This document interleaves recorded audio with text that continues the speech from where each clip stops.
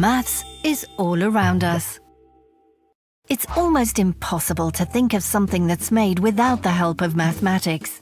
Buildings, transport, technology, medicine, even clothes and food all rely on numbers, measurements, and sums. Since man first looked to the stars, we have dreamed of exploring worlds beyond our own.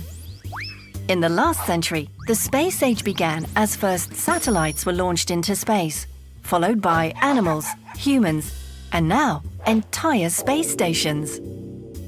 But it's extremely difficult to leave our planet and enter space, requiring complex maths to calculate the massive amount of opposing force to escape the Earth's gravity. Just try to jump upwards. That force pushing you back to Earth is gravity. One projectile that can create enough energy to beat gravity is the rocket.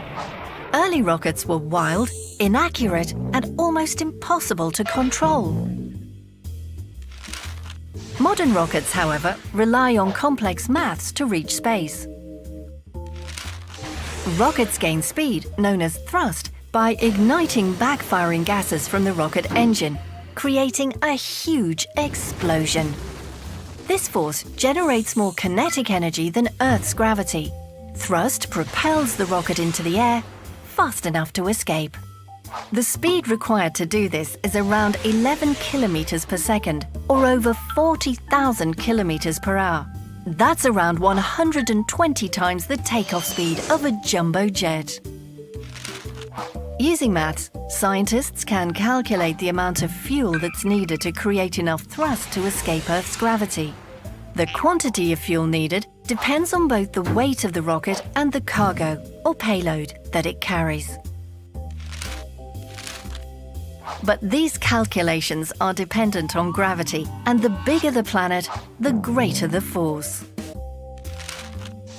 A rocket launching from Saturn, for example, would need to reach 35.6 kilometers per second. While in zero gravity, the tiniest amount of thrust would propel the rocket a very long way, as there would be no force to stop it.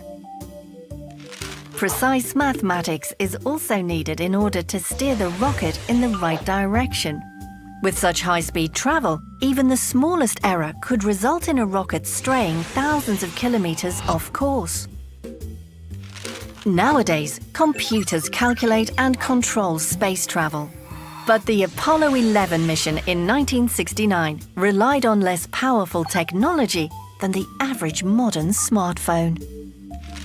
Imagine what clever mathematics was used to get those first astronauts to land safely on the Moon. Maths has conquered our planet and made space travel a reality. Who knows what the future holds? There's almost no limit to the ways that maths benefits humanity.